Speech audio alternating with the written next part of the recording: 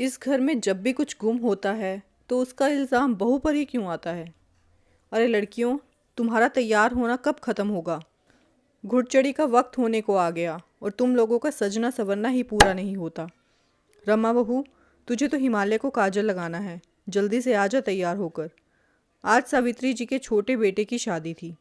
सावित्री जी अपने घर की बहू बेटियों को आवाज़ लगा रही थी, जो खुद आज दुल्हन से कम नज़र नहीं आना चाहती थी। तभी उनकी छोटी ननद रेणुका बदहवास सी उनके पास आकर बोली, अरे भाभी, पहले जाकर अपनी शीतल को तो संभाल लो, बेचारी का रो रो कर बुरा हाल हो गया है। क्यों जीजी, क्या हुआ शीतल को? सावित्री जी ने घबराते हुए पूछा। भाभी, बेचारी का सोने का हार पता नहीं किसने चुरा लिया।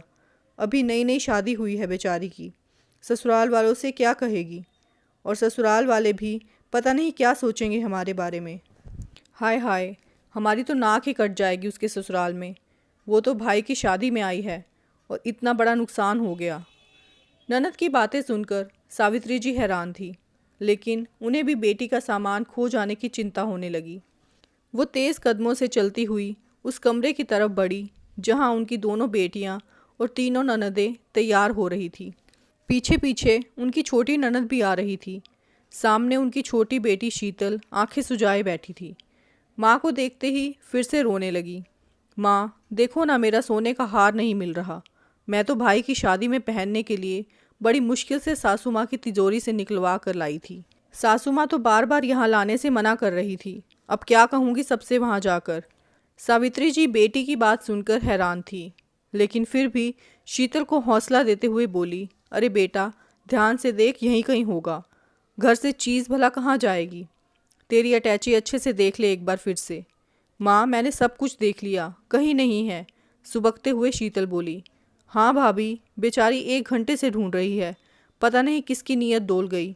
मुझे तो पता है, यदि मायके में कोई गहना खो जाए तो ससुराल में कितने उलाहने सुनने पड़ते हैं। तुम्हें तो याद ही होगा जब एक बार मेरी अंगूठी यहाँ खो गई थी। सावित्री जी की मंजली ननद मुंह बनाते हुए बोली। ननद की बात सुनकर सावित्री जी का मन कसैला हो गया। वो कुछ बोलती इससे पहले ही बड़ी ननद बोल पड़ी, अरे अब बातें ही करती रहोगी, यह हमारी लाडो का हार भी ढूंढना है। शीतल बेटा, तू जाकर रमा बहू से पूछ, हम सब इस घर की बेटियां हैं, एक वो ही है जो पराए घर की है। बड़ी ननद की बात सुनकर सावित्री जी से रहा नहीं गया। नहीं जीजी, मेरी बहू से कुछ पूछने की ज़रूरत नहीं है। वो बहू है इस घर की, कोई चोर नहीं। घर में कुछ भी नुकसान हो या कोई सामान गुम हो जाए तो शक की सुई हमेशा बहू पर आकर क्यों अटक जाती है। ननदों को अगर भाभी पर इतना ही शक रहता है तो अपना कीमती सामान लेकर मायके आने की कोई ज़रूरत नहीं है। लेकिन भाभी, हार तो गुम हुआ है ना। तुम्हें क्या लगता है हमने अपनी भतीजी का हार चुराया है? बड़ी ननद बोली।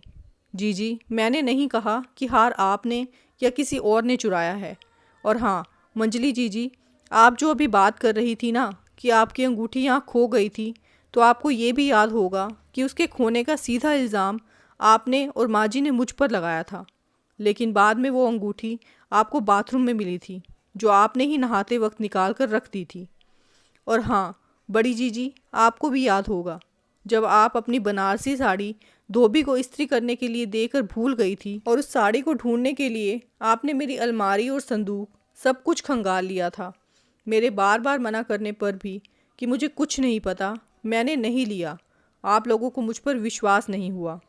ऐसी ही पता नहीं कितनी बातें इस घर में हुई थी जिसका सारा इल्ज़ाम मुझ पे लगा दिया जाता था, और झूठा साबित होने पर भी किसी को कोई शर्म या पछतावा नहीं होता था, क्योंकि मैं तो बहू थी ना, जो पराए घर से आई थी। किसी को शायद अंदाज़ा भी नहीं होगा कि मेरे दिल पर क्या बीतती थी। जिस घर को मैं अपना समझकर सब कुछ छोड़कर यहाँ आई थी, उस घर में ही खुद को सबसे पराया समझने लगी थी, जिसे बिना किसी गलती के हर बार चोर, लापरवाह और ना जाने क्या क्या साबित कर दिया जाता था। आज सावित्री जी के मन में जमा हुआ बरसों का लावा फट पड़ा था, जिसकी गर्मी से बचने के लिए उनकी तीनों ननदों को कोई जगह नज़र नहीं आ रही थी।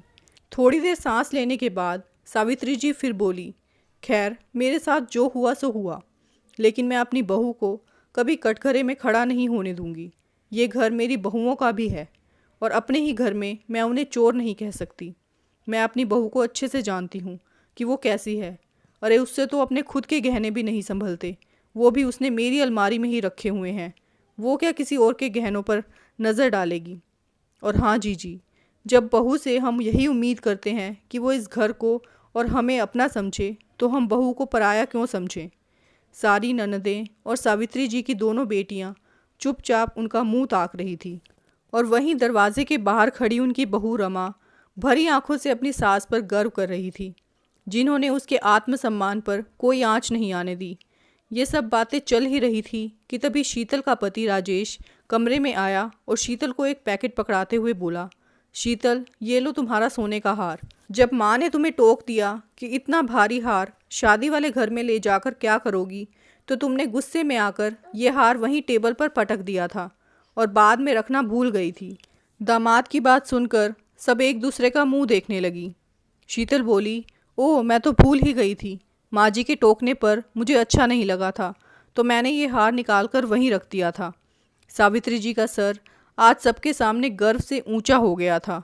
उनका विश्वास आज जीत गया था और उनकी ननदों को अपने किए का शायद कुछ तो अंदाज़ा आज हो ही गया था।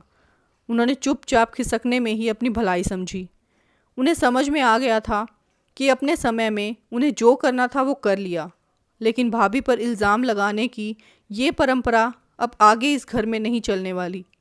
इतनी देर होते देख सावित्री जी के पति भी वहाँ आ गए और ताना देते हुए बोले, तुम औरतों को तैयार होने में पता नहीं इतना वक्त क्यों लगता है। अरे शादी तो दूल्हा दुल्हन की होने वाली है, तुम लोगों को कौन देखेगा। अब चलो जल्दी, नहीं तो तुम्हारे बिना ही हम बारात लेकर निकल जाएंगे। सब फटाफट अपना सामान समेटकर शादी में शरीक होने के लिए निकल गए। दोस्तों, इस कहानी के बारे में आपकी क्या राय है, कमेंट सेक्शन में ज़रूर बताना। और चैनल पर नए आए हैं तो चैनल को सब्सक्राइब, वीडियो को लाइक और शेयर भी ज़रूर कर देना। Thank you for watching this video. Take care, bye bye. फिर मिलते हैं एक नई वीडियो में।